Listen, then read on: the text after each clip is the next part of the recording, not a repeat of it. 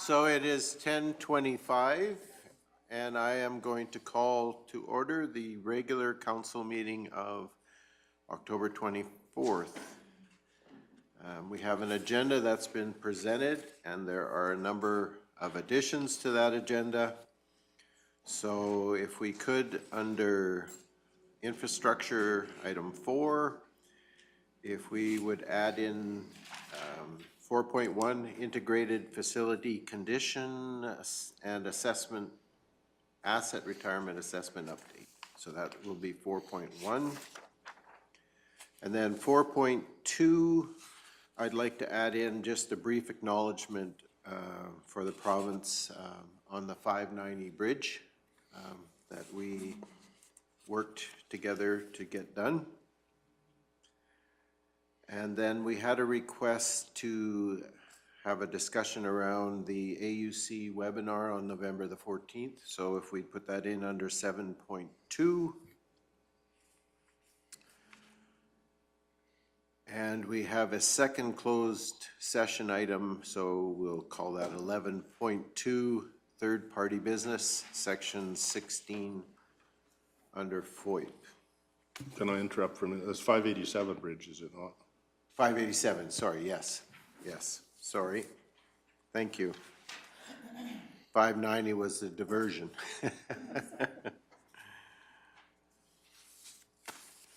Yes, thank you for that, Councillor Christie.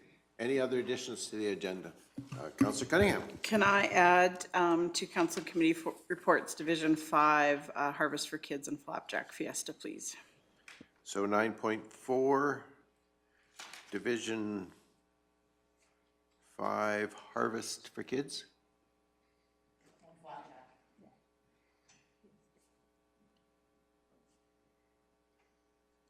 And Flapjack.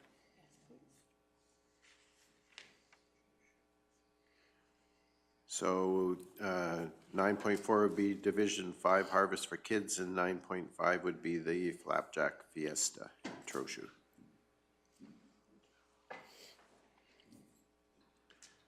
Okay, anything else?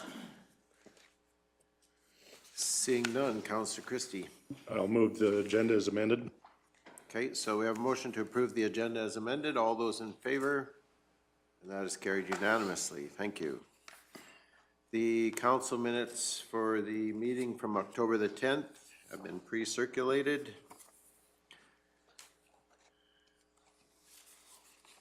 Any corrections? Councillor McGee. I'd like to move we approve the minutes as delivered. Great. So we have a motion to receive the minutes from the October 10th council meeting as presented. All those in favor? And that is carried unanimously. Thank you. So we'll go on to 4.1, which is the Integrated Facility Condition and Asset Retirement Assessment Update. And who's presenting here? Welcome, Ms. Olson.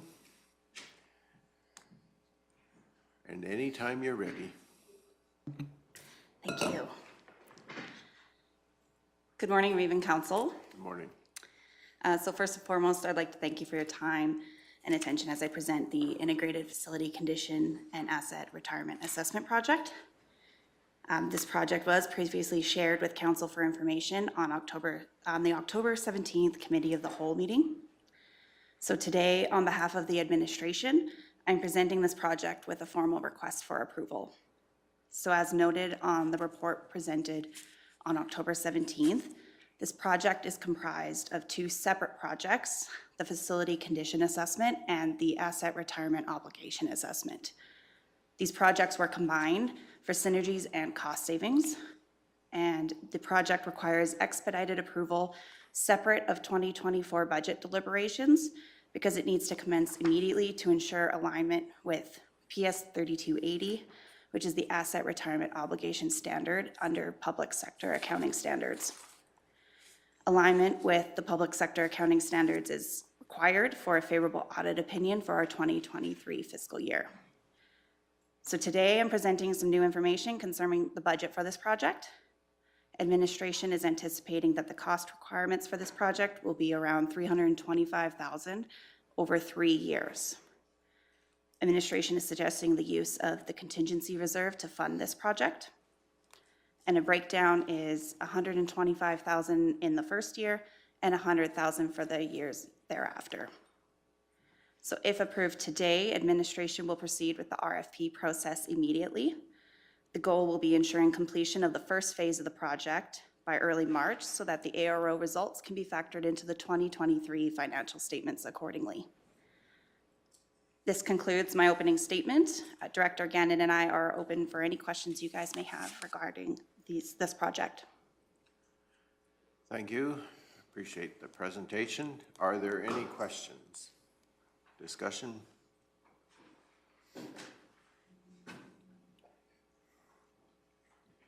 Councillor Forbes. So after this is completed in the 3 years, what is your timeline for doing any of the upgrades after, from the recommendations of the report? Do you guys have that set out yet? Mr. Gannon, please. Thank you, through the chair. The information will be compiled and through the budgetary process, we'll be looking at prioritizing any of the recommendations that are provided through the condition assessment report. This will be a continuous, we're not waiting for the 3 years to be completed. We're looking at every year if there are priorities within those matrix that we are going to make every effort to put them part of the budget process every year. This information is also going to be used for a future master plan to ensure the direction that council would like to go with our facilities and understanding the life cycling within those at the same time. Okay, thank you for that. Any other questions? Councillor Penner? Could you let me know how many facilities and structures we have roughly, please? Thank you, through the chair.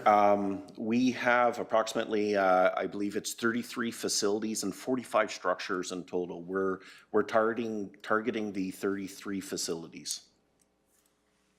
Thank you for that. Is the budget number presented today more than what we were talking about previously, or is it the same number? Mr. Gannon? Through the chair, the project amount is probably around $25,000 more than what it anticipated. We did get some quotes from individual firms out there that do the ARO work. That was the part that was in question.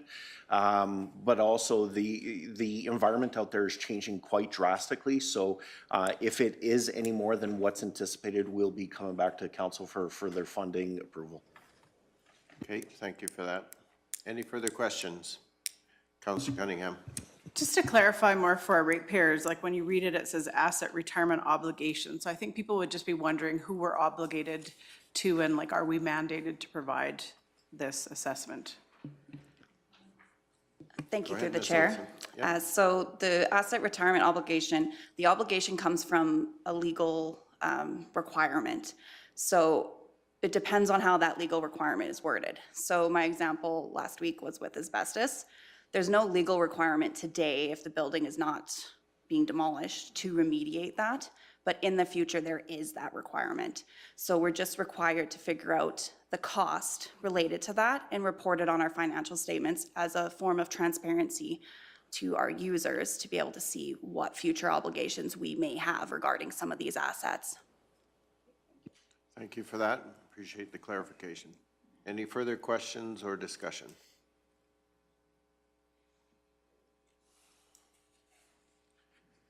If not, what's the wish of council? Councillor McGee.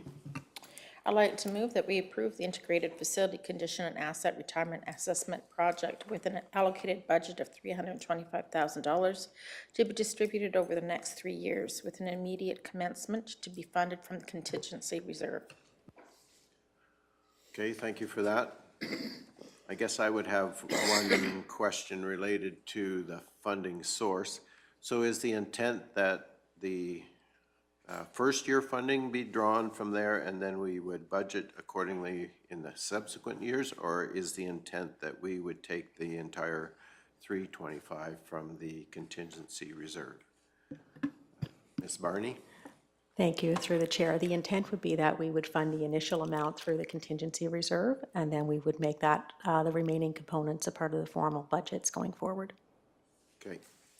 So basically what we're looking at is, because we're fast tracking this, we need a funding source for it, which we don't have at this point. And so for the first year anyway, we're going to take that from contingency. And I appreciate that clarification. Thank you. Any other discussion related to the motion that's in front of us? I don't see any, so I'm going to ask the question. All those in favor? And that is carried unanimously. And thank you, Ms. Olson. Appreciate your time. The next item on our agenda is 4.2, which is the acknowledgement of the province and the construction that happened on the Highway 587 bridge. And I brought this up to Mr. Hogan. I think it's, we made a request to Minister Dreeshen regarding this bridge and the condition of it, and we got some very quick and prompt response. And I think it's appropriate that we as council just acknowledge that. I understand from Mr. Hogan that there's a letter being prepared to say thank you, but I think it's also appropriate that we just acknowledge that here in a formal council meeting, and just to say thank you to the province for their assistance with an issue that existed there. So really that's all that we really need to say in this area, but I thought it was important that because we had met with Minister Dreeshen, that we at least acknowledged that we did get a response, and a very prompt one. So, and it's very much appreciated. I don't know if you've been across the bridge yet, but if you're looking for a road trip and an opportunity, it's very nice. So, not today. Okay. It could be slippery. Yeah. Okay, so I don't think we need anything more than that at this point. So we will continue on our agenda, and we will go to 5.1, which is Bylaw 1889, Public Hearing Postponement. Ms. Hazelton, welcome, and whenever you're ready. Good morning, Raven Council. Thank you again for the opportunity here to discuss. So Council, as you are aware, have initiated an amendment to the land use bylaw, specifically to the sections relating to the solar generation facilities and wind energy conversion systems. And we have drafted Bylaw 1889 to amend the land use bylaw. We have also been directed to provide additional amendments to the draft document and some updated mapping to reflect the proposed overall setback requirements. These changes should be circulated to our adjacent municipalities so they can provide comments appropriate for the changed document. It is prudent to have a polished document before the public hearing, so comments and concerns are relevant to the document presented. With the public engagement sessions scheduled in the next couple of weeks, this will be difficult to achieve. Administration has also received informal comments from someone who deals with the industry, and they raised some concerns regarding potential limitations for private use systems based on the required setback. He has already had several conversations with some of the local farms contemplating some form of renewable due to the market cost for electricity. The property owner will be submitting formal comments for consideration within this process.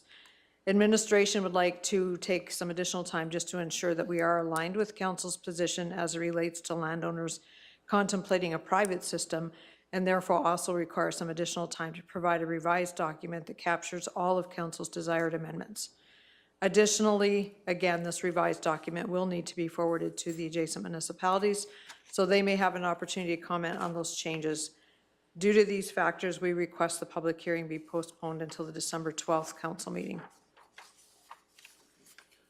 Okay, so we have a request for postponement. Is there any discussion or questions related to the request? Councillor Cunningham. So I guess one of my questions would be like, what's the definition of informal comments? Like, I guess I would like a little bit more clarity on that. And I guess the only concern I have is when do we put an end date to this? If December 5th, somebody walks in and says, I've got some informal comments, like, do we push this off? We could be pushing this off until, No, we just, through the chair, we just want to make sure that the document, we are making sure that we are allowing a private individual to be able to do it. So we want to make sure the wording aligns appropriately to allow that to happen. Informal is just the conversation, he is going to put something formal, which will come through the public hearing process. But he raised a concern that we wanted to go back and just say, oh, we better make sure that the wording is appropriate on for the private ones. So that anybody wanting to do that private energy could do that still. Because I believe, just based on the conversations you guys have had, that you're really looking at the higher category systems that you're wanting to put those setbacks in place for. So we just want to make sure that wording aligns appropriately. And then it was not a comment that we had previously heard, and so we just want to make sure it aligns that way. So when you say private systems, you're basically talking residential or single user self-generation? Yes, and there is some wording in it right now, and the conversation that I had, there are some landowners that are looking at putting in a private turbine, which they are much smaller, but they're larger than what our one verbiage in the document allows. We say a 20-foot height maximum, and a lot of those are coming in at 25 feet. And then in another section, and this is part of the challenge because we've pulled pieces from different people's bylaws, and so we want to make sure that they align. So we do, in another section, say they can meet the height restrictions of each district, and those height restrictions are higher. So we just want to make sure that all of that wording is cleaned up and appropriate so that we are still allowing that opportunity. Solar isn't as much of an opportunity because typically people are putting those on roof structures. We have had a few ground mounted, but we really want to make sure we're capturing some of the conversation that I haven't been privy to, where he has been privy to a number that are wanting to do the private wind. So. And I'm also hearing the concern expressed by Councillor Cunningham that we don't want to Yes. drag this off Agreed. too far. Yes. Deputy Reeve Whitstock, you had a comment? No? Actually, I was going to make a motion. Okay. I think it's prudent that we do have a polished document, so postponing it would be very advantageous. So I would move the council reschedule the public hearing for bylaw 1889 for December 12th of 23, council meeting to be held at 10 a.m. Okay, so we have a motion from Deputy Reeve Whitstock. Is there any further discussion? Councillor Christie. Just a question, is there any differential between a privately owned facility or a privately owned facility that actually has the ability to put power back in the grid? Yes. So we have 3 different categories on the wind side. We have category 1, 2, and 3. One is basically just straight for private. Category 2 is the potential if you have leftover power, it can go back in the grid. But again, you're having to make sure that the grid can take it, and you may or may not get payment for it. But it's not the purpose of that category 2 system. The category 3 system is the one that is built on purpose to power a grid. So we want to just make sure that we, again, because we've pulled pieces from different things, and it is an item that was raised that we didn't realize how high a private tower would be. We just want to make sure that we have not limited ratepayers from having an alternative energy. Thank you. Councillor Forbes. When did they bring this concern to you? It was just an email that I received probably last week. Okay. Any further discussion or questions?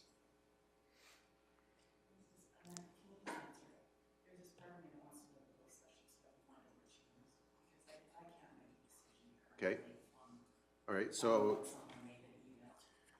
there's a request that we have a brief closed session conversation. And so, Councillor Forbes, are you making that motion? I am making that motion. Okay, so we have a motion that council go into closed session briefly. So all those in favor? And that is carried. So we won't be long, but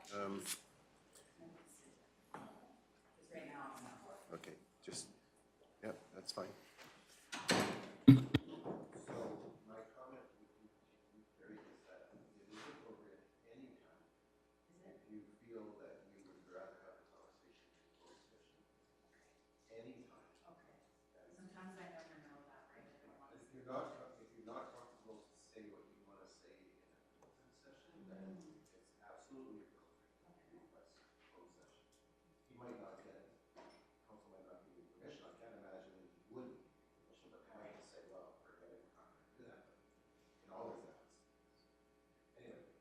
So I guess what I'm wondering is what did you learn that we over here don't know? Because the email was specific to you, that you're asking us to postpone it, which I'm okay doing. I just want to know the reasoning behind what his issue is to what we have in that day. Yeah, and his concern is the way the document is worded with the setback requirements are going to restrict private individuals from doing a private system. And so he just wanted to make sure that, and as he said, he goes, I just wanted to have the conversation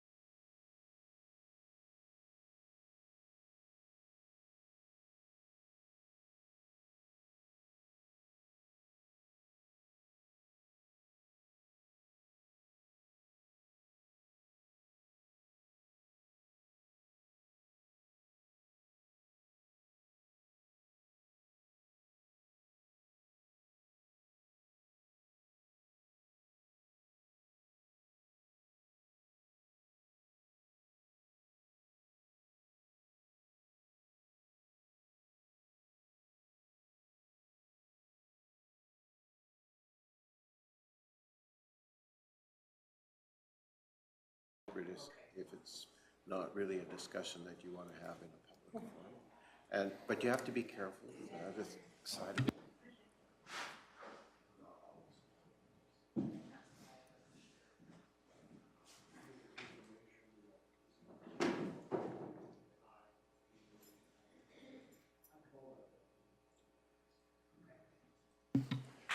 Okay, so we had a motion to return to open session at 10:59. It's now 11 a.m., so I'll call the meeting back to order.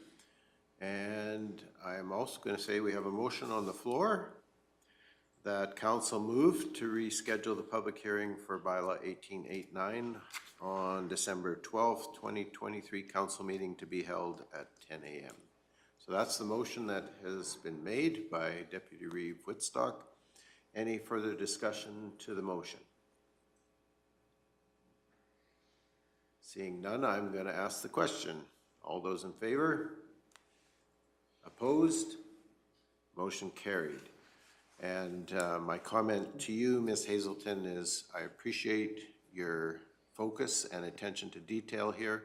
And I also recognize we've tasked you with a lot of things since you're right in the middle of engagement on the municipal development plan. So your efforts are appreciated, and your staff and our administration's efforts to keep us happy are appreciated. I know it's difficult and it's time consuming, but it is very much acknowledged as appreciated. So thank you.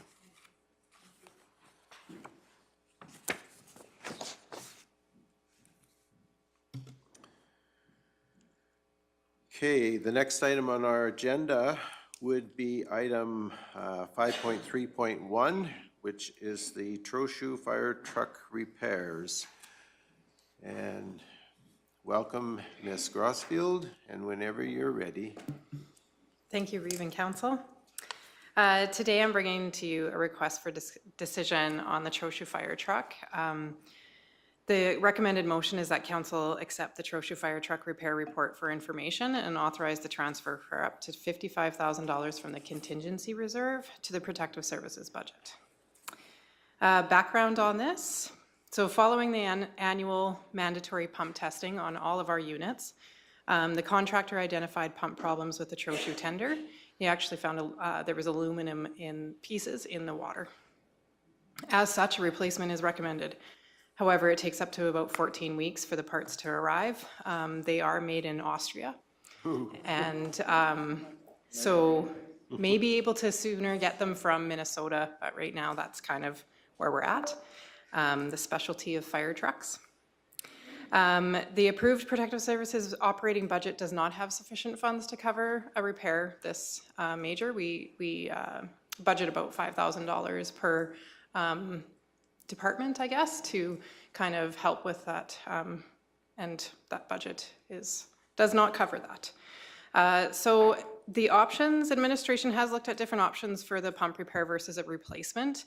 The repair, so a rebuild could result in downtime of up to 6 months, depending on the parts, and the cost will likely exceed a replacement in the end. What they're worried about is actually taking a part to repair and then not having the part, and then it'll be out for 6 months. Up to 6 months was their last one that they actually did. The pump replacement is estimated at a cost of about $48,000, and then we just kind of added a bit of contingency in there. The tender pump may still be used as a backup, as a water hauler. For the most part, it's just not a front line, which Trochu already has a frontline engine, so that's okay. So it'll just be a water hauler, and then they wouldn't use the pump in that case. And our backup unit would be used for approximately 1 week during that repair for that temporary in-servicing. And so council options are to accept the Trochu fire truck repair report for information, and to authorize the transfer up to $55,000 from contingency reserve to the protective services operating budget, or to send back to administration for more research. Okay, thank you for that. Now, I did hear someone volunteer to go to Austria to pick those parts up. But very nice of you. I'm not sure that's in the budget either, so. Okay, so what is council's discussion? Councillor Christie. Just a question, what's the age of that truck? 2012. Thank you. Any other discussion or questions? Councillor Penner and then Councillor Phillips. Just for my clarification, we 100% own this truck or it's a cost share? All tenders, we 100% own all of the tenders. Yes, it would be nice to share the repair bill, but unfortunately, in this case, we can't do that. Councillor Phillips, go ahead, please. So knowing that you don't previously have, you only put 5,000, are you in future budgets going to top that up so that that is in place for such items as this? I can try that one. Is this, who wants to take this one? From what I understand, okay, you go ahead, Mike. It's a handoff. Yeah, so through you, Mr. That's something that we'll look at. What we try to do as a balance is, we'll look at historical costs related to what they're. If historically we're spending more on repairs than what we're budgeting, then we'll due diligence says we recommend a budget increase, right? For some of these, if we're hitting one of these one-offs every several years, this might be a better approach rather than necessarily collecting money that we know we're just, in most years, we're not going to use. So we kind of do that assessment and see if our maintenance budget is generally covering what's required, knowing there's going to be some one-offs like this that we come back to you guys and ask for. Thank you. Deputy Reeve, Woodstock. Just a clarification, what we're doing is we're replacing the pump, taking the old unit out, putting in a new unit and back on the road. There's no salvage value left to the old one, I assume? Through the Reeve, I don't believe so, but I guess until they actually know, when they actually open it up, whether or not there's some disposal, maybe costs that we can actually get back, perhaps, but I think at this point, we really don't know until we open it up. Yep, I thank you very much for the answer. Okay, thank you. And Councillor Christie? I guess my comment would be what used to cost me $100 to fix is now $1,000. Where you're budgeting $5,000 per department, maybe it should be $5,000 per unit. And then if it's a percentage owned unit, then we pay our percentage of that $5,000 in our budget. Okay, thank you for that. There's always surprises. We seem to get a lot of them, so. Any further discussion? Okay, Councillor Penner. If not, no more discussion, I'll make the motion to accept the Trochu Fire Truck Repair Report for information and authorize the transfer of up to $55,000 from the contingency reserve to the Protective Services budget. Okay, thank you for that. We have a motion to approve the repair. Any further discussion? Seeing none, I'm going to call the question. All those in favor? And that is approved unanimously. And thank you, Ms. Grossfield, for bringing the news.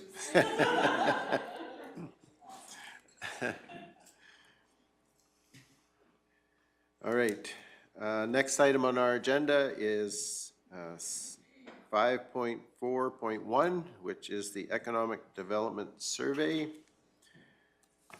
And welcome, Ms. Gester. Good morning. I am bringing to you today an economic development survey. Background on the purpose of this survey is earlier in 2023, an economic development overview was completed to provide clarity on where the county is right now in terms of economic development and investment readiness. Our economic development consultant, Tara Zeller, is currently conducting a business retention and expansion survey for local businesses, as well as a resident survey to determine value and support from the community. Tara would also like to hear from you, Council, to help guide her on your engagement and visions for the completion of the Economic Development Plan and other assets such as the 2022 to 2025 Strategic Plan, Municipal Development Plan, Kneehill County Tourism and Recreation Master Plan, and much more. Further discussion, our team will be sending out the survey to you. Please complete it at your earliest convenience. The consultant would like to have all data in by October 27th, so that would be the end of this week. Tara Zeller will be attending our next Committee of the Whole meeting on November 21st, 2023, at which point she will be bringing back all of the survey data for further discussion. So my recommended motion to you is that council request its members to complete this economic development survey. Okay, so this is actually old school survey. So this is a paper survey. It's not an online thing that we could do. I can send it to you online. I have printed it off, but it's whichever way you want to complete it. Okay. Yeah. Thank you for that clarification. It's kind of refreshing to have a piece of paper in your hand. Any other discussion, questions? Councillor Cunningham. I really wanted to say this is a newbie question, but now that I'm going into my third year, I don't think I can get away with that anymore. But more of just a question for Mr. Gannon or Mr. Hogan. I'm just curious, like, how this comes to an RFD, like why it wasn't just emailed to us, like fill out the survey. Just wondering the mechanisms for it being an RFD. Through Mr. Chair, it could have been either. We could have set it up this way. This part of, I think, the overall process is if there's a broader community function going on as part of this too.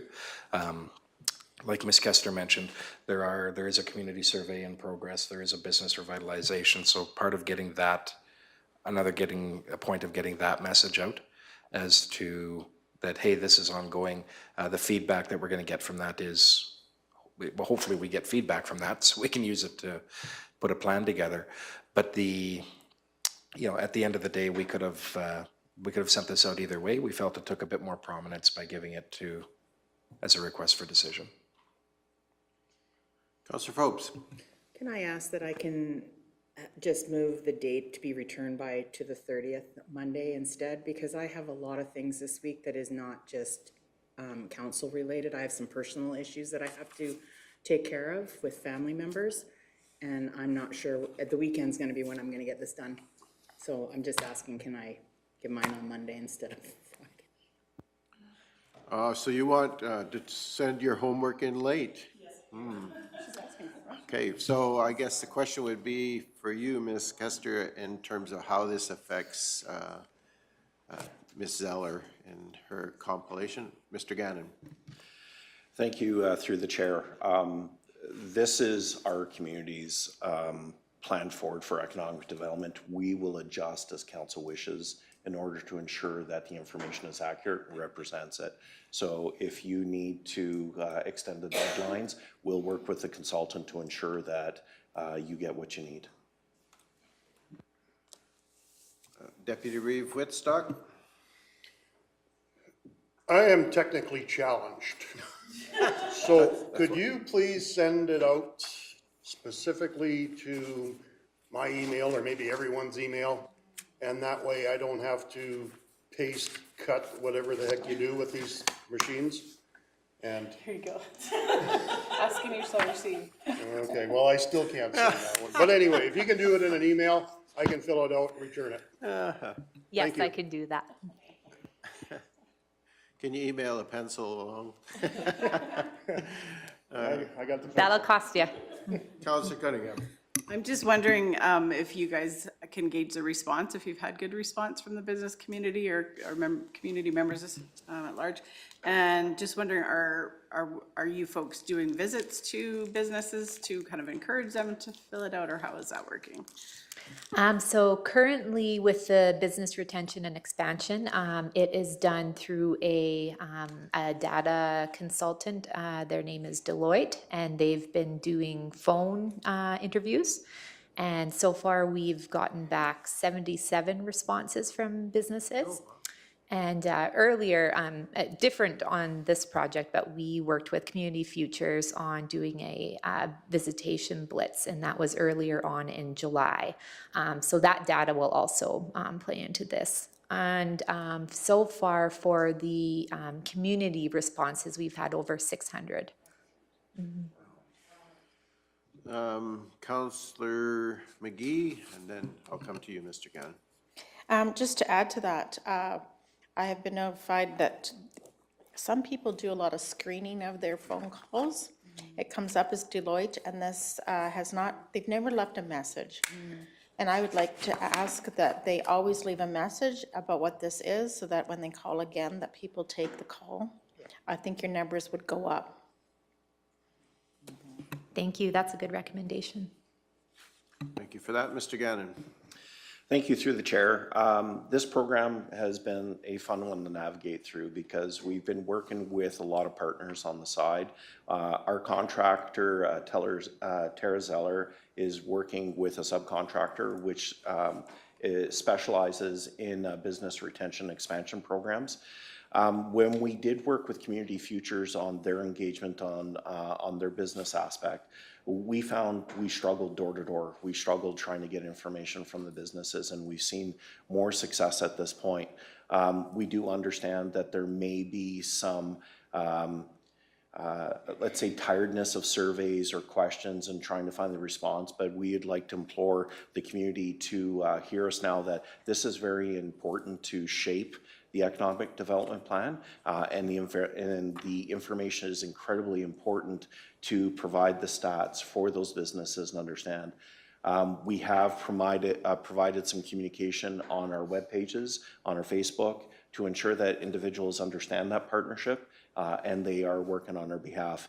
And if they have any questions, please ask them to give us a call directly, and we're more than happy to help them. Okay, thank you for that clarification. I think it's important to note that with call display, people screen pretty hard. And so one of my frustrations often, like Councillor Phobes pointed out, is you get a call and you look at it and you say, no, I'm not taking that one, but they never leave a message. And they'll call you 10 times, but never once leave a message. So that's good feedback to say, if you clarify what you're up to, then we could get additional responses. So. Sorry, Councillor McGee, that was your point, I believe. Yeah. Well, they phoned me 3 times. Okay. Any other questions, discussion, comments? I think I really appreciate you bringing this to us. And actually, in terms of visibility, it's a good discussion for us to have at council. And also, is this your way of obligating us all to do our homework and get the survey done? If council passes this motion, now all of a sudden we are obligated to do this. Councillor Cunningham, you had a comment. Yeah, I was just gonna say, so just, you know, in the business community, like you said, sometimes people are a little bit, you know, not wanting people to come and visit them, but I think a connection with the Three Hills and District Chamber of Commerce would be a really great tool. I think if, you know, there's a connection made there, I think there would be a really great willingness on that business community to be involved. So just a thought. Okay, any further discussion? Councillor McGee. I'd like to move that council request its members to complete the economic development survey. Okay, so there we have it. We have a motion with the notation that it's due by the 30th of October. Your dog. The dog ate my homework. Any further comment or discussion? If not, all those in favor? And that is carried unanimously. Okay, go ahead, Councillor McGee. Just while we're still have Jen in our seat, I just want to just echo what I've heard at a few of my meetings that I've been at. We have been recognized by people in the area. What a great job administration has chosen to do by having Jenna slowly move into her role before she takes it on full time. We've been noted as being, we've got lots of accolades from our neighboring partners along the economic development circles. So I just wanted to extend that information and thanks to administration for that, and thank you to Jenna. Okay, thank you, Jenna, for coming this morning and presenting. We appreciate your time, and we'll do our homework. Thank you, Ms. Kester. All right, everybody's okay? No one needs a break? We're good? Okay, So we're going to move on then to 6.1, which is tax cancellation, industrial accounts. And Ms. Nyman, welcome. You always get to bring us these good news stories now that your partner in crime has left. This one's not so good. Anytime you're ready. Perfect. Okay, so today I'm bringing forward the tax cancellation and industrial accounts recommended motion. So this RFD is to request the council approve the cancellation of taxes on rolls that have been turned over to the Orphan Well Association. So these are the ones that are affiliated with Manitouk, Trident, Lexon, Arrowpoint, Canyon Oil and Gas Corporation. So these assets continue to be assessed annually until they are fully reclaimed by the Orphan Well Association. Once they're fully reclaimed, we then inactivate them and they come off of our books.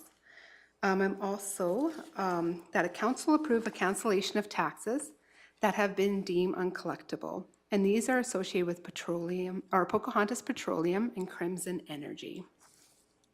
Pocahontas Petroleum was taken out of operation in 2020, and they received notice in 2021. So we're just asking that we remove the tax levy and the penalties that have been associated with this since 2021.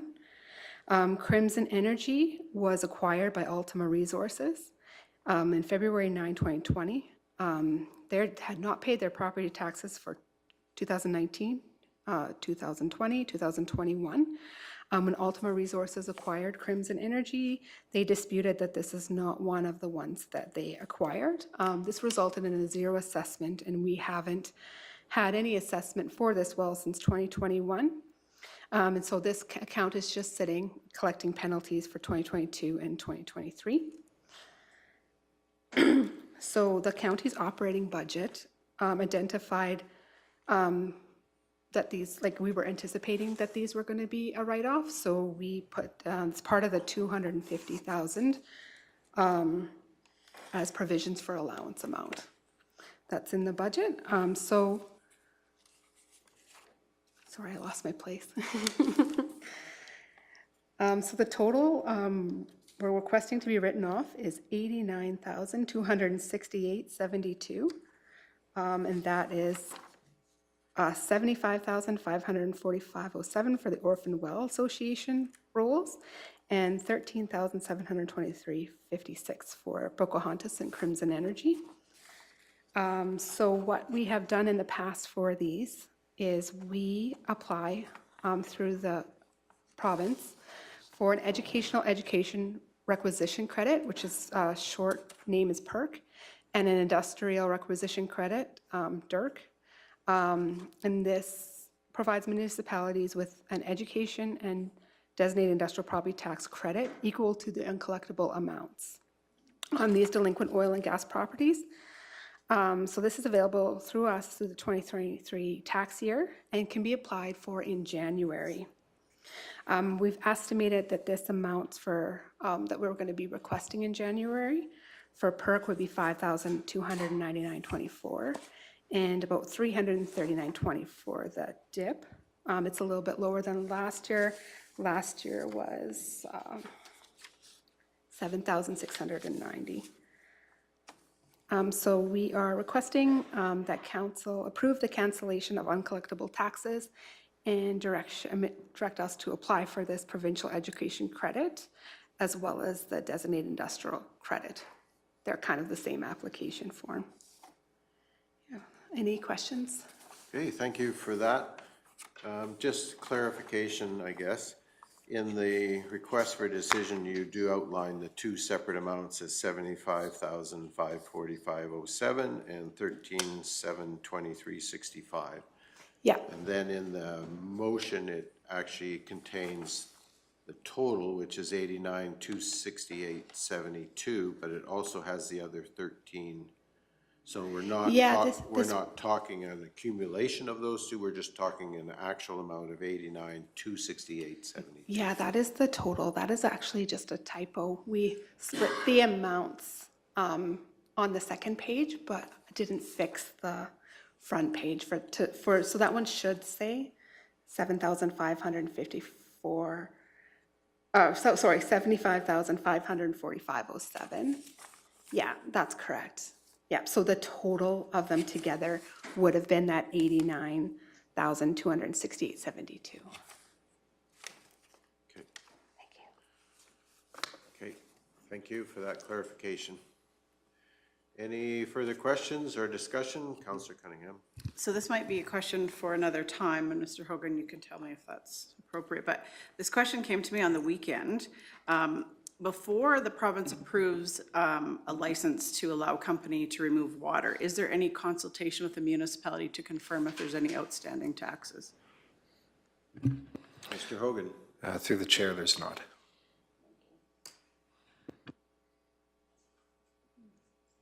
Any further discussion or questions? These are one of our favorite motions that we always enjoy making, never. However, what's the wish of council? We have the requests for these write-offs, recognizing that they basically are not collectible. Councillor McGee. We are very reluctant to do this, and I want it to be clear that we are I will be making this motion because there is absolutely no way to collect this tax, and those are beyond our means. We've exhausted all means we have, just so that our residents are clear that this is more for our books to be aligned to the truth, not because we haven't done our due diligence and beyond for this issue. So I would like to make the motion that we approve the cancellation of taxes on municipal tax rolls and all the rest of the motion as read. Okay. So we have a motion to approve the cancellation of taxes that are going to total a grand total of $89,268.72. And as always, with great reluctance, we make these motions. And I'm sure it's not with great pleasure that you bring them forward to us.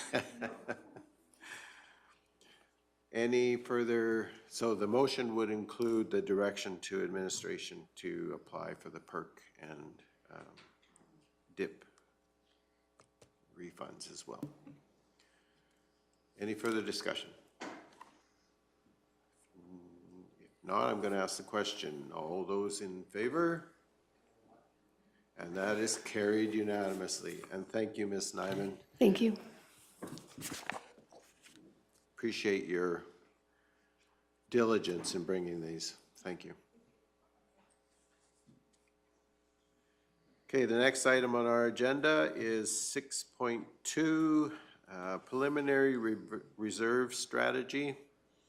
And it's to be presented by you, Ms. Von Merbach. With capable backup from Miss Barney.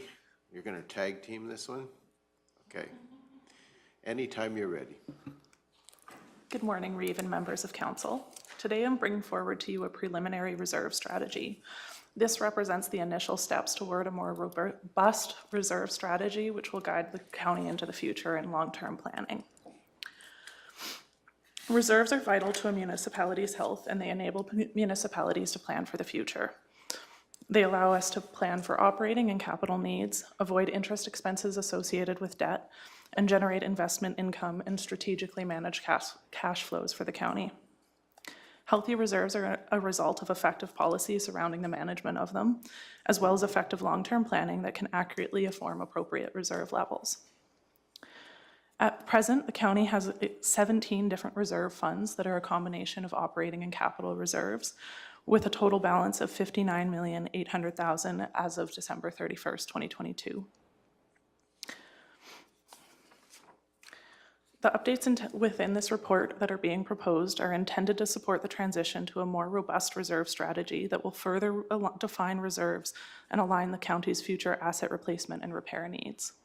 Some of the initiatives within this report, including repositioning the existing reserves into new reserves to draw greater alignment between capital reserves and our tangible capital asset categories, to clearly identify the intended use for each reserve fund, and to clearly identify the funding source for each reserve fund. So the primary recommendation within this report is to reallocate our existing fund structure into new reserve funds. I'm going to kind of highlight the main changes from our existing funds to our new ones, and then I'm going to go over all the funds that are being proposed to be included within the new model. So the first item is an amalgamation of all contingency-related reserves within the operating reserves.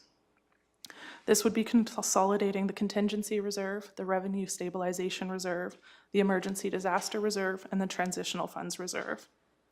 This would provide one funding source for unanticipated costs or to balance a budget to eliminate increases in tax rates that are unreasonable for one given year. It would be noted that the transitional fund reserve is actually a reserve that exists from prior projects that have been completed and the funds weren't fully utilized, but the funds weren't returned to their original funding source. So that's where that's being recommended to be consolidated into the contingency and rate stabilization reserve. The next item is an amalgamation of all roads-related reserves to a single reserve titled Engineered Structures Roads. This would provide more alignment with our TCA categories and streamline the reserves funds intended to support this category. So projects that could be approved within this category include roads, road signs, lighting, guardrails, and bridges. It also includes allocations from the Hamlet Reserve and the Infrastructure Reserve. Now, these have been split proportionately based on the cost of the assets between the Water Reserve and the Roads Reserve. And this is just a recommendation through administration to move these reserves into more consolidated ones. Similar to the Roads Reserve, we're recommending an amalgamation of all the water and wastewater related reserves, which includes the Water Service Area Reserve and the Water Reserve, into Engineered Structures, water and wastewater. We're also recommending a change from Parks Reserve to Recreation, Parks, and Cemeteries Reserve in order to greater reflect what projects might be approved within that from that money. And an amendment from the Planning Reserve to the Designated Recreational Reserve. And this is just to greater align the name of this reserve. Those are actually funds that are fees that are imposed upon subdivisions that are intended to be used, they're kind of in lieu of land that can be contributed when that's happening and need to be used for specific uses. So these changes would result in 4 different operating reserves that would remain. The first one being the contingency and rate stabilization reserve. So intended to ensure containment of tax rate increases and also to fund unanticipated expenditures that result from extenuating circumstances or emergencies and disasters. This fund would be funded through the annual operating budget or any funds that are collected through disaster recovery program funding. And again, this one would consolidate the existing contingency reserve, revenue stabilization reserve, emergency disaster reserve, and the transitional fund reserve. The next one would be the information technology reserve, which is an existing reserve and would have no changes made to it. It's currently funded through the annual operating budget and would continue to fund annual IT purchases to support the IT infrastructure at the county. The third operating reserve would be the gravel reserve. Again, this is one that already exists and is being funded for future identification and acquisition of a gravel source to support the lifespan of our existing road network. The last one, again, would be that what was formerly the planning reserve, renamed to the designated recreational reserve, and that balance wouldn't change. The next items are all capital reserves.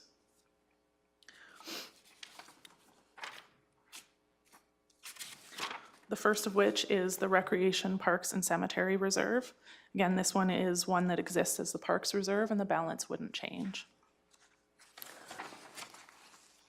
Then we have Buildings Reserve. Again, this one is one that exists already and the balance wouldn't change. It's intended to support anything related to permanent buildings or portable structures within the county's building asset base. The next item is Engineered Structures Roads. So this one would be consolidating the Roads Reserve, the Bridge Reserve, and a portion of the Hamlet Infrastructure Reserve and the Infrastructure Reserve. Again, that's based on the cost of the assets within that class, how that allocation has been made. So this would support anything related to our roads, gravel roads, paved roads, road sign, lighting, etc. and would also be funded through the annual operating budget. The next one is engineered structures, water and wastewater. This one would be comprised of the water reserve, the water service area reserve, the environmental reserve, and again, that portion of hamlet infrastructure and the infrastructure reserve. And this would be to support all water systems, including reservoirs, hydrants, the distribution systems, lift stations, pumps, lagoons, all of that infrastructure.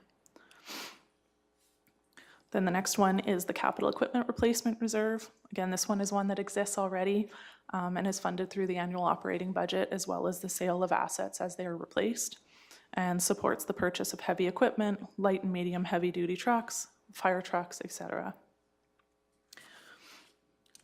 The next one, there's one proposed reserve that is going to be included in here. It's called the Infrastructure Gap Reserve, and I'll speak to that a little bit more as I get into the funding sources section of this report.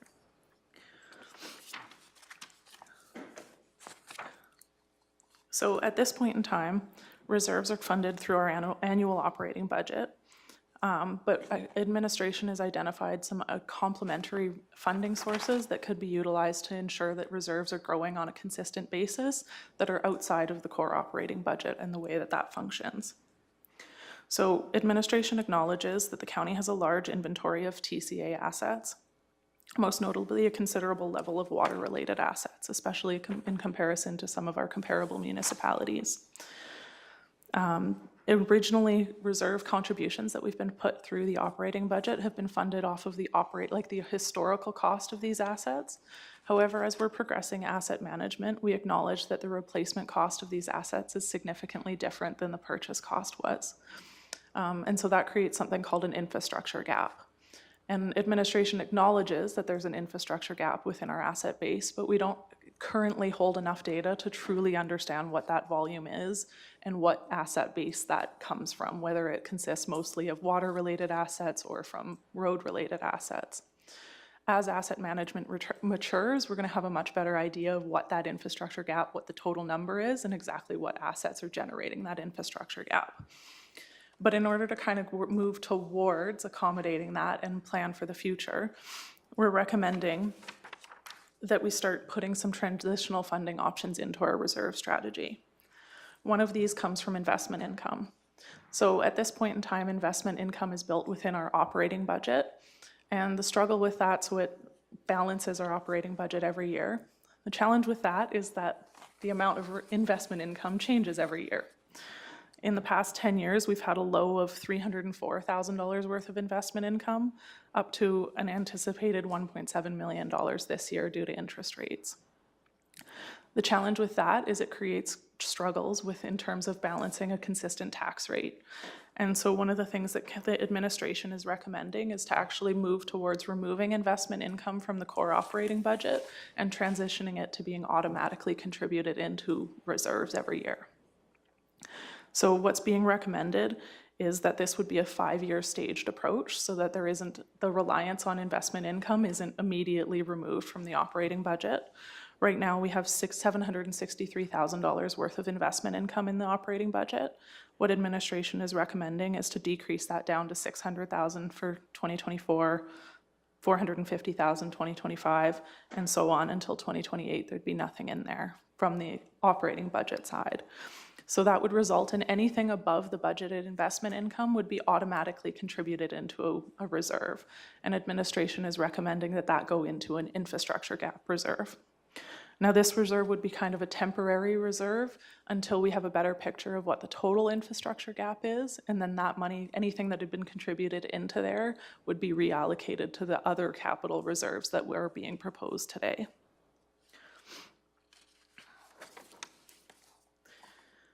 The other item that we're recommending that could be utilized to fund that infrastructure gap reserve is to recommend an automatic allocation of any surplus funds from the end of any budget year into that infrastructure gap reserve. At present, those motions are made by council at the end of any year when we know the full surplus, but putting that into policy and developing that as a standard would allow that contribution to be automatically made at the end of every year and would just consistently acknowledge that we're putting money away to close that infrastructure gap into the future. The other piece, so this report really represents the initial steps towards a more robust reserve strategy. Administration acknowledges that there's more information as we progress in asset management that will much better indicate exactly what healthy reserve balances are, what minimum balances should be. So those aren't recommended within this report at this time, but they will come forward to council as this program progresses and we mature more within asset management and develop a more robust reserve strategy. So this report is really intended to guide council on what administration is recommending the next steps be for a reserve strategy. Depending on what council recommends and discusses today, that will lead the next steps for administration, which include updating our existing reserve policy in order to move towards amending our current reserves into new reserves, and then eventually laying the groundwork for recommended funding levels and recommended balances as well. Okay, thank you for that presentation. Questions from council or discussion? Deputy Reeve Woodstock. Well, thank you very much for the in-depth report. I have a couple questions. We have restricted reserves in water. So is it in water and the water service area reserve? Are those, both of those, are they restricted? Only the water service area one is Only the restricted. water, okay, very good. So there would not be a real issue putting it into the engineered structures, water, wastewater, as long as we identify that that portion, 5.8, is restricted strictly for water. Through the chair, yes, that's correct. Okay, and that is the only one that's restricted, correct? The planning one is also restricted to specific uses, but it's individually on its own and not being rolled into any other reserve. Okay. All right, thank you very much for the answer. Appreciate that. Any other questions?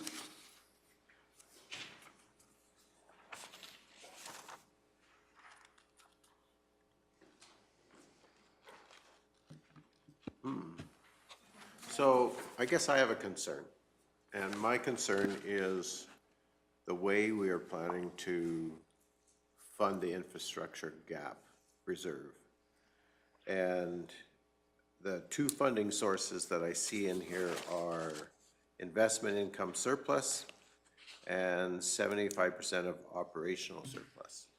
Now technically we never ever budget for an operational surplus, and the variability within investment income is of concern. So if we need a reliable source of funding to be in place for any infrastructure gap that we might have in the future, to me, we're not very actively moving toward putting in place a solid reserve that would withstand an unexpected expense. So I am concerned that we're using fuzzy funds, so to speak, to fund that. So that would be my question. Is there a plan to solidify how that might be more solidly funded? Absolutely. So this amendment wouldn't change how the core operating budget contributes into reserves as it is. And those amounts are always reassessed every year in terms of what's an adequate amount to put into reserves through the operating budget. Administration also acknowledges that until we really truly know what the infrastructure gap is, that we need to, this is a temporary measure to ensure we're working towards that. And as we get a better picture, then we're going to have more knowledge on where that core amount going into reserves needs to be. So this is a first step that we're sitting at, and it will continue to refine this plan and this program moving forward to ensure that the amount that we need to be putting into reserves on an annual basis is being put there. Okay, so my assumption then would be is that at some point in time, there'd be a more solid proposal in terms of how that would be funded. Absolutely. The other concern that I have, I guess, is related to our water service area monies that we have been collecting, and eventually those dollars all are going to disappear in terms of a collection process. So then my concern would be going forward again into the future, we have a lot of infrastructure related to water, and how we're going to fund potential problems or expansions within that. And so is there a plan potentially to put in place something that would replace that tax we're currently collecting? Through you, Mr. Chair, I think that's all part of the assessment that Ms. Van Burbach has talked about when we get further. Use a phrase, when the asset management system matures. And so as that gets into, council can expect many more of those conversations around if we discover that the amount we're contributing from the operating budget into a water reserve isn't sufficient, we would put that decision in front of council as to, do you want to up that amount, knowing that if you don't, here's the gap you're creating in the future, right? And then it becomes part of that discussion. But in order to have that, there's a lot more data that we need to collect through the asset management function so that we can even recommend a number to you as to what it should be. And so that's kind of the next stages. What's in front of us now is that this is kind of the road that we're proposing we travel down. There's more stops along the way. That can tie into rate reviews for our utilities, that can tie into, you know, our current strategy is we're increasing the contribution to the gravel reserve by $100,000 a year. You know, assessing that down the road, once that further gravel plan is in place, is that the right amount, right? Do we need to escalate that, or can we decrease it? Might be an option too, right? It's a heads up, I don't think decreasing will be an option, but it's possible, right? So those will be those stops going down the road. As we prepare those plans and stuff, this is really, if council's good with this direction, then we start down, whether that's crafting the policy and doing all of those things. And we acknowledge that, you know, that infrastructure gap is really just putting a piggy bank away. And we recognize that down the road, when we do those other assessments, hopefully we're just putting the right amount into each of those specific reserves, and we don't really need that infrastructure gap one as much, if at all. And then really the intent of that is, we put some funding in there, and there might be, and I'm making up numbers, but there might be $20 million in that reserve one day, and if we discover that the water reserve, when we do get further into asset management, is 7 million short, we can take 7 million from that 20 and repurpose it into water. And then we discover roads is 4 million short, we can take 4 million and repurpose it into roads. And that's how we're filling that gap. We just don't know if 7 and 4 are the right numbers right now, and that's part of the asset management process to identify those. But as that process matures, and alongside with you know, the integrated facility assessment that you approved earlier today, and those numbers start appearing in capital forecasts and in budgets each year, and we get further into, you know, here's what we have to fund over the next 10, 15, 20 years, that we're putting the right amount in today, and that's the current build through asset management that'll guide the next steps of the conversations that you're talking about, Reeve King. Okay, thank you for that. I guess I'm just, you know, one of my concerns is in this process that we do really some hard definitions around how we are actually going to fund the future of what we need to do. And so when I was reading through the policy and I'm looking at some of those funding sources and they're really fuzzy on the edges, I'm thinking, well, that's not going to answer the question or the level of concern that I have for where we are headed going forward in the future. So, and I think administration concurs with you, Reeve King, is that we don't see, if we're budgeting into those reserves based on hope that there's a surplus, yeah, hope isn't a great strategy. Yeah. It's where we want to get into those more concrete numbers so that we actually can have those discussions as part of the core operating budget. And so that's where we're heading down the road. From this, if council is good with this, then we start to craft some of the policies. We start to get into those things that come with it. We just didn't want to be far down that road, and then council says, actually, we want some different reserves or things like that.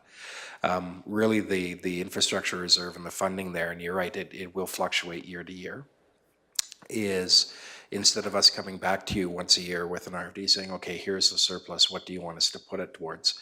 You're intentionally saying 75% of it automatically goes there.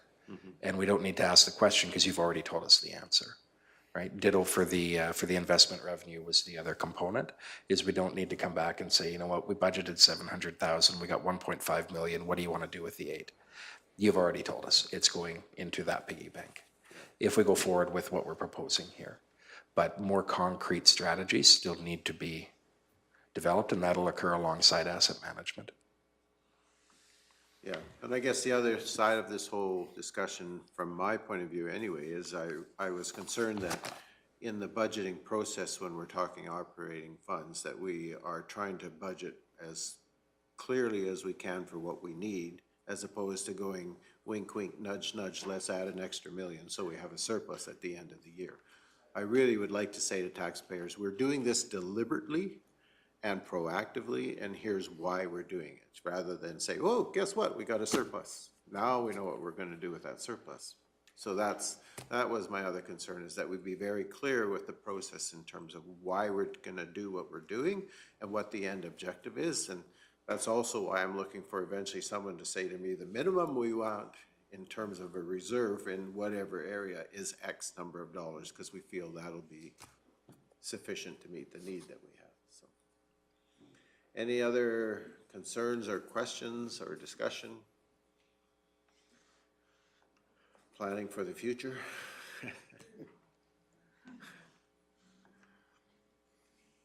Boy, I don't see any. Boy, thank you. Appreciate the presentation. So what we would need, I guess, is we need a motion to accept this report. Deputy Reeve Whitstock. I would like to move that we accept the report on a preliminary reserve strategy for information as presented. Okay, thank you for that. And I do also, I don't want to be neglectful, and so thank you. We've been asking for this, and so the good first step is being taken here, and so I want to acknowledge that and say thank you for that and for the work that's gone into this policy. So appreciate that for all the people in the background who are working to put it together. So. Any other discussion or comment? If not, we have a motion to accept the report as presented. All those in favor? And that is carried unanimously. Thank you, Ms. von Merbach. And I did see a delivery being made through the, so would this be an appropriate time to take a break for lunch, or do you, yes? Everybody's looking at me saying yes. Okay, so we're in recess, and we'll be in recess for an hour, so.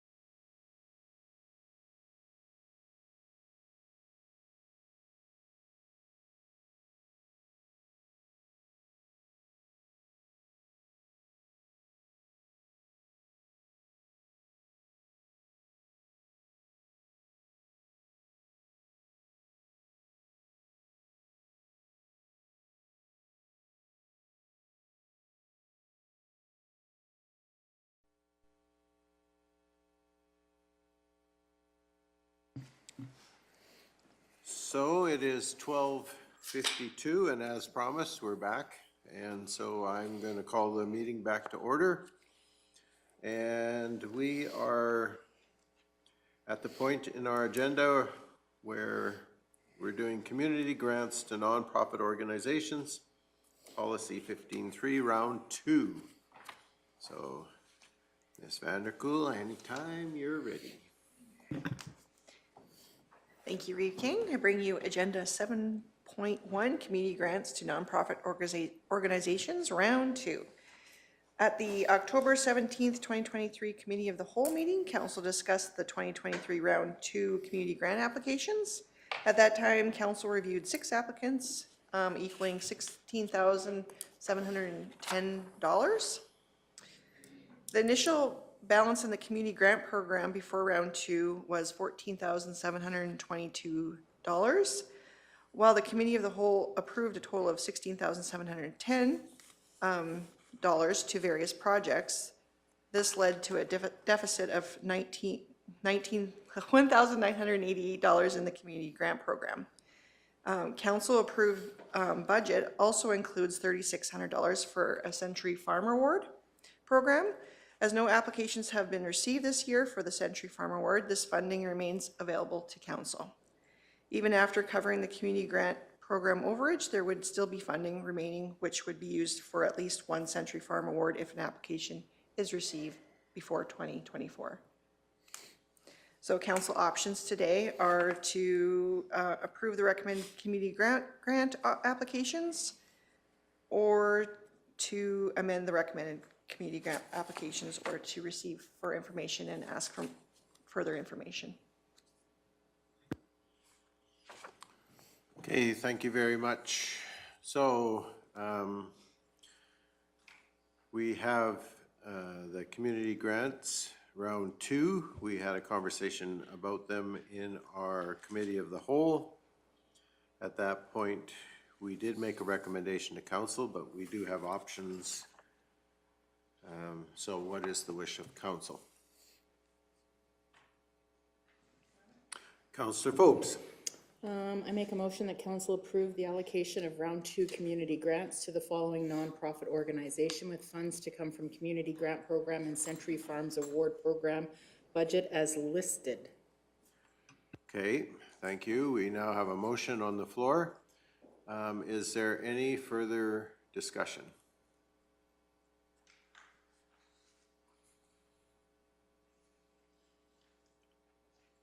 Seeing none, are we prepared to answer the question? All those in favor? And that is carried unanimously. Thank you. So the next item on our agenda is the 7.2, which is the AUC webinar, scheduled for the 14th of November. And Councillor McGee, I believe you requested a conversation related to this item. And so the webinar is being offered by AUC for RMA members on the 14th of November via Zoom. So, Councillor McGee.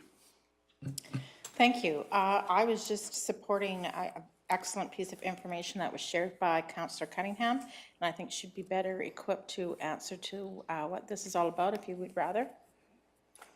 Okay, Councillor Cunningham.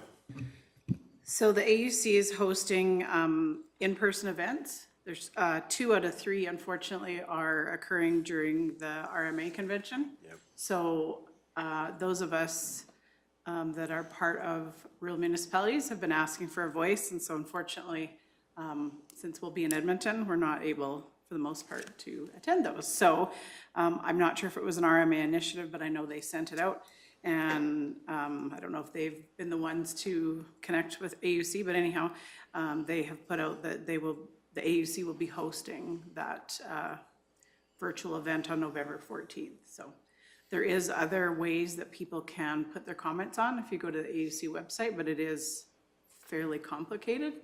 And so I think this will be an excellent opportunity for those people that aren't able to attend the one option that they have to get some more information. Okay, so this event, either fortunately or unfortunately, coincides with a council meeting that day. So I guess the question to you, Mr. Hogan, would be, do we have an idea of what the agenda will be like on the 14th of November? And could we accommodate this webinar if we, as a council, chose to do it then?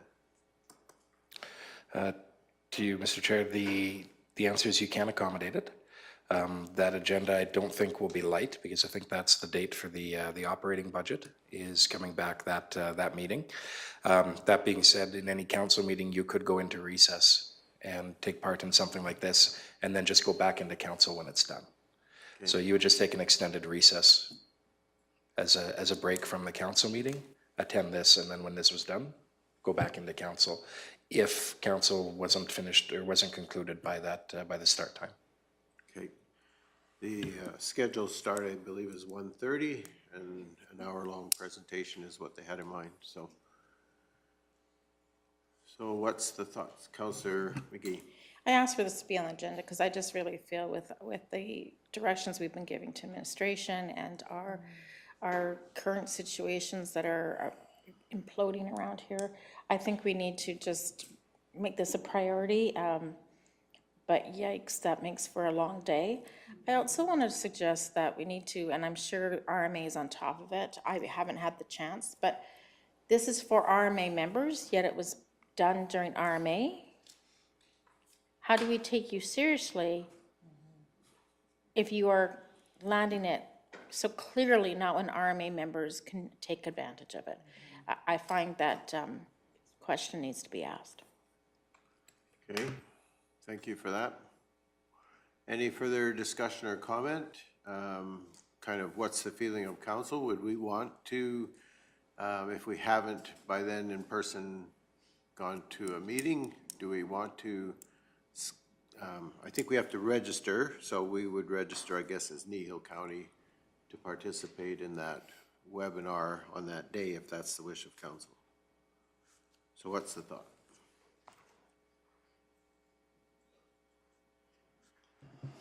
I don't know if you needed a motion, but that would be a motion if you needed it, that we do register and plan to have, take a break from our meeting to attend through Zoom. So maybe more direction than maybe a motion needed? Direction, whichever is most suitable.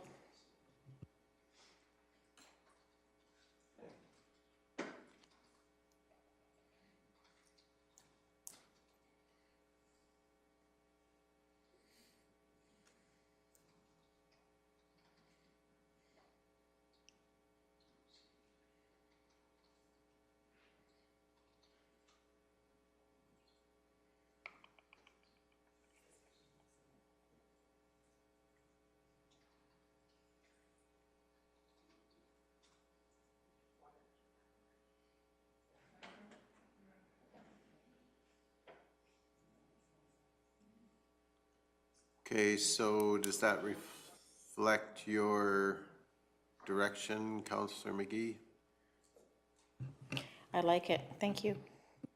Okay, so the intent would be we as council would attend that session. If council was not completed by that point in time, then we would recess and come back to our agenda after that was done. Any further discussion? All right, seeing none, I'm going to ask the question. All those in favor? And that is also carried unanimously. Thank you.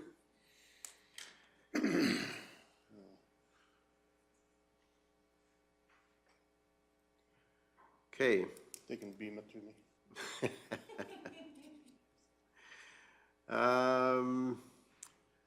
We are then on to 9.1, council, or point 9, council and committee reports, and 9.1, which would be Kneehill Housing. So Councillor Cunningham or Phobes, which of you wishes to tackle that one?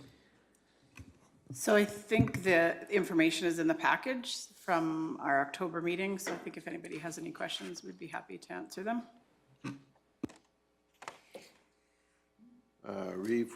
Deputy Reeve Woodstock. Just a quick question. How much, or what's the vacancy rate? Any idea?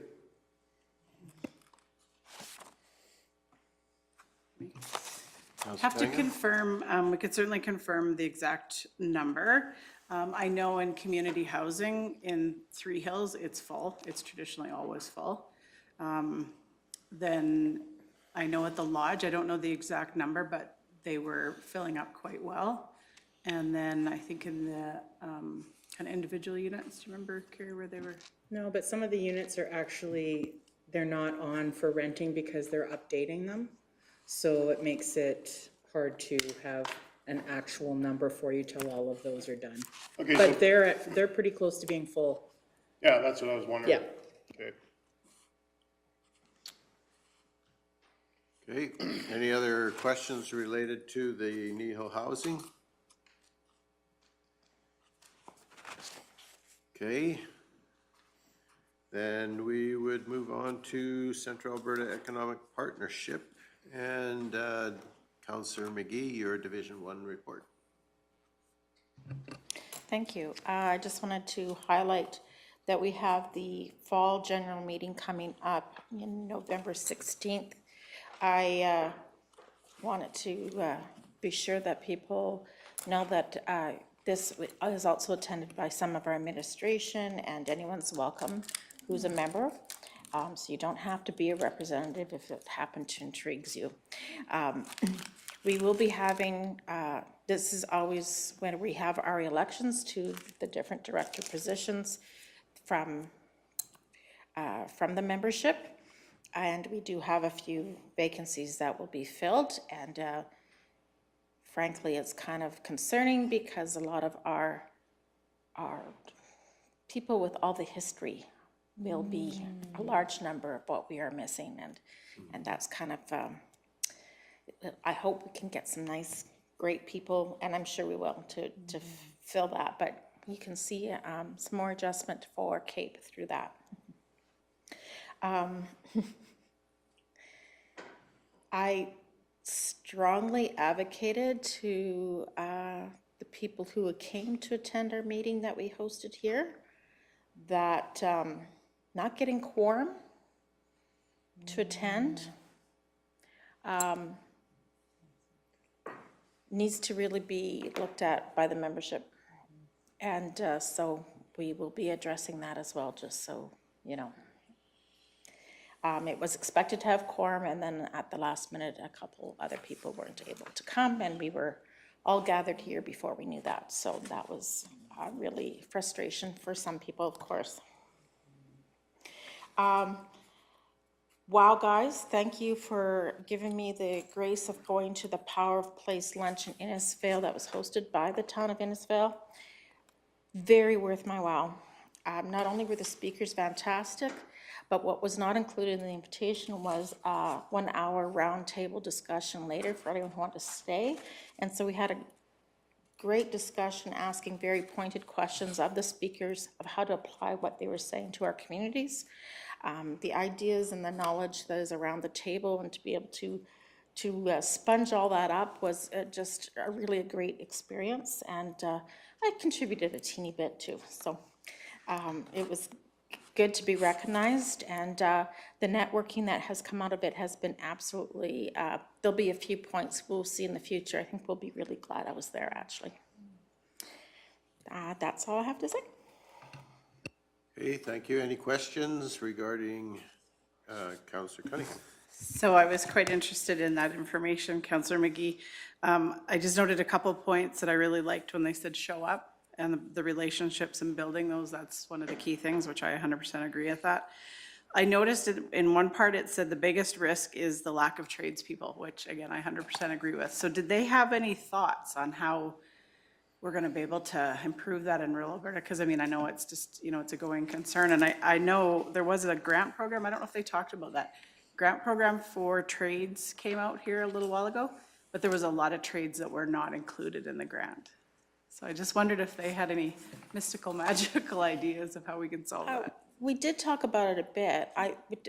More what we talked about is how to connect with our youth currently. So there was a lot of excellent conversation, which I should share with you initially in the report even. There was 40 Innisfail high school students attend.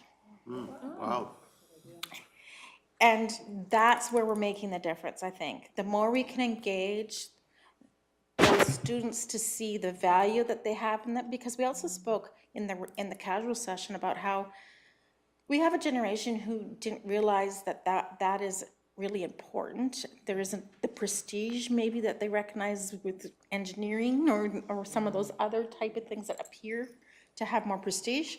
And so it's about the relating to our youth even before they choose a career could be a real good key for our communities. And I think that just again speaks to what we've already said as a council. We want to really get our youth engagement going, and I think that will really help the employability as well as keeping people in your community. Okay, any other questions or comments regarding Councillor McGee's report? If not, then Councillor Cunningham, Harvest for Kids, and we'll give you the first kick at the Flapjack Fiesta. So I attended the annual Harvest for Kids, which happened on Wednesday, September 27th. It was a beautiful day. The volunteers came with 13 combines, 4 grain trucks, and 1 water truck for fire suppression. The canola crop was taken off in about an hour, raising about $65,000. And there was about 150 people for a lovely barbecue lunch. And of course, this was just 2 miles north of Three Hills on Highway 21. So I just want to thank the family for inviting me. And it was just, I actually get kind of teary, which sounds funny when I'm there, but it just seems like in a world right now where there's so much division, to actually see folks come together for a common goal, it just, it's actually very heartwarming. So I know there's been some other projects like this in the area, so just I want to say kudos to everybody that's involved in all of those. So, and yes, I know I'm still in the thunder here of 2 other people, but yeah, I just wanted to say, did attend Flapjack Fiesta. Again, just an amazing turnout in Trochu. Nice to see people visiting and enjoying all the pancakes. Everybody's having a lot of fun.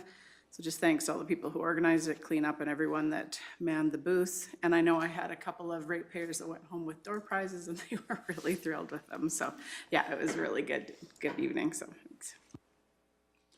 Thank you for that.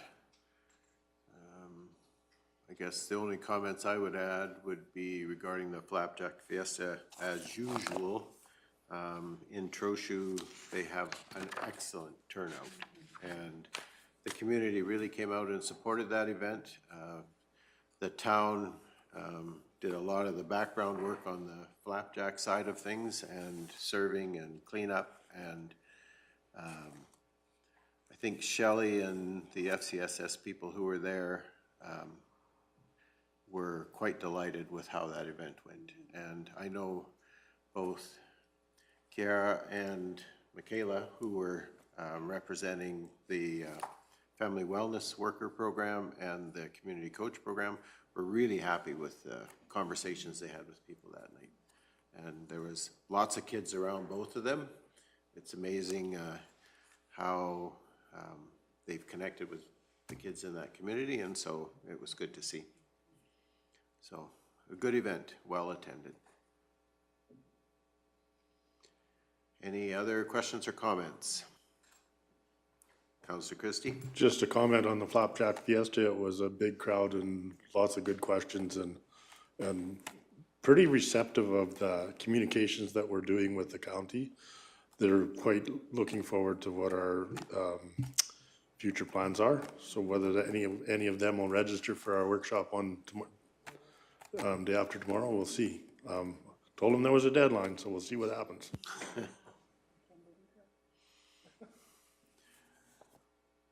Okay, thank you. Any other questions or comments on the council and committee reports? Seeing none, Deputy Reeve Woodstock. I move council and committee reports as presented for information. Okay, so we have a motion to receive for information as presented, council and committee reports. All those in favor? And that's carried unanimously. Thank you. Council follow-up action list, 10.0. Questions, comments?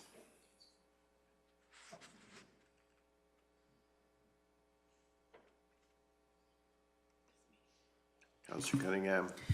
So it's not on the list here, but I think it was at the COW meeting. We had discussed a potential for I think it was a 10-year capital equipment plan forecast. I know Mr. Zier wasn't here at that meeting, but just wondering if we have a timeline for that. Mr. Hogan or Ms. Barney? Through the chair, we don't have a specific timeline on that, but it is something that alongside the budget that we can work on actioning. Any other questions or comments regarding the follow-up action list?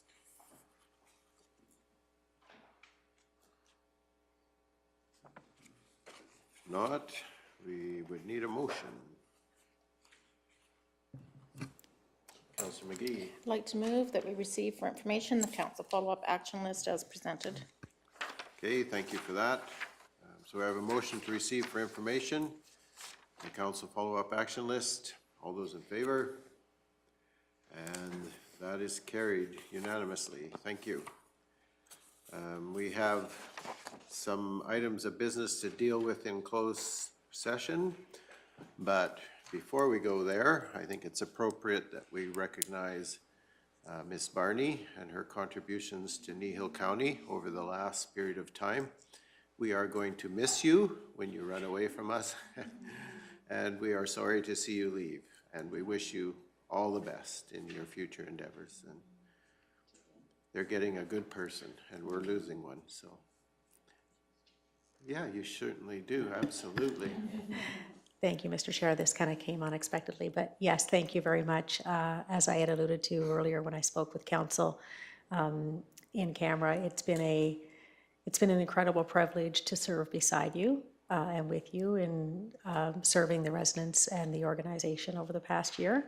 An opportunity that I greatly appreciate and will deeply miss all of you for sure. I remember my first budget presentation last year, and I spoke and commended council on how well you've worked together and how committed you are, all of you, to the good of the community, and how that is outstanding. And I echo that again today. You know, we sat in our conversations today about reserve strategies and budgets, and I continue to see that dedication from council as well as on administration side to the community and ensuring that long-term sustainability. And it's been fantastic to be part of that, and I wish you all the success in the future, and I will most definitely be in touch for sure. It's been a privilege to serve with all of you. Thank you. Good. Well, thank you, and your contributions have been very much appreciated as well. Not the least of which is managing to control a certain couple gentlemen who sit.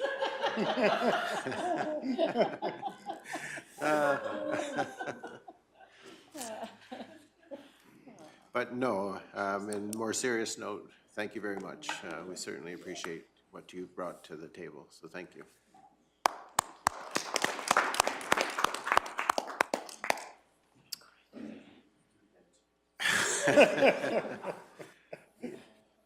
Anyway, all right.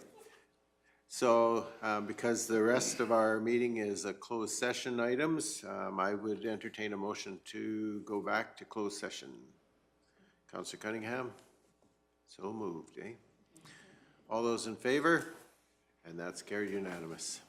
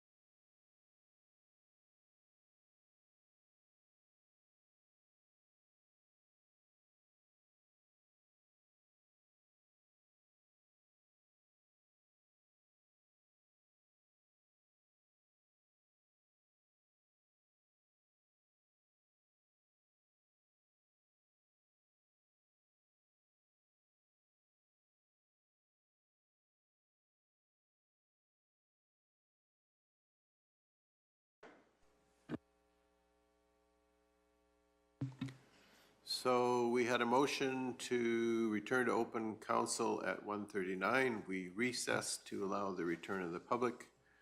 And we've now come out of our closed session where we discussed two items, intergovernmental relations, section 21, and third-party business, section 16, under FOIP. The meeting is resumed as of 1:40. And the only thing left to do is to adjourn. So at 1:40 p.m., meeting is adjourned. Thank you.